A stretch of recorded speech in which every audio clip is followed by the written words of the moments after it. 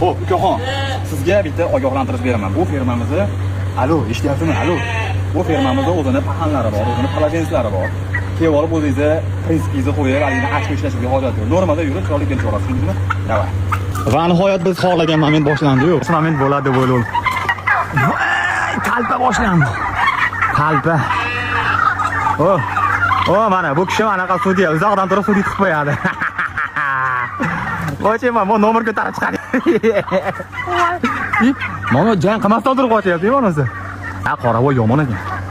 Qora xullas palajeniyani egallaydi.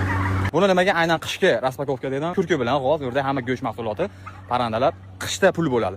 Ko'pchilik yozda bitta ko'paytirib oldi, ayniqsa o'rdak yil bilmayman, o'rdak yili bo'ldi shekilli. Biz endi tajribamizdan kelib chiqib aytyapman. Qishda o'rdak go'shti bilan shug'ullanadigan oshxonalarga sotiladi aslida. Hayvon bozorimiz bor, maqsad sotish profilimiz bor. Qo'yib o'taman, agar kimdir qo'shilmagan bo'lsa, qo'shilib olsanglar. Hayvon bozor, hayvon joylash bepul edi.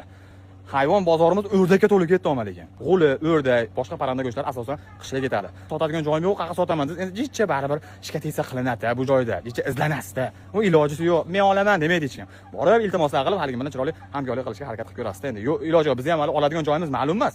Biz ham sabablan qilib oldin yetishtirib olish kerak bu go'sht mahsulotini. Asli bo'lsa buni jarayon bilan bo'lishib boraman. Biznes qilmoqchi bo'layotgan bo'lsangiz, jaydari, kurka faqat qishda boqish kerak. Qishda endi sharoitingiz bo'lsa boqqaningiz yaxshiroq. Endi bu maslahat o'rni deydi. Jarayonni bo'lishib boramiz albatta.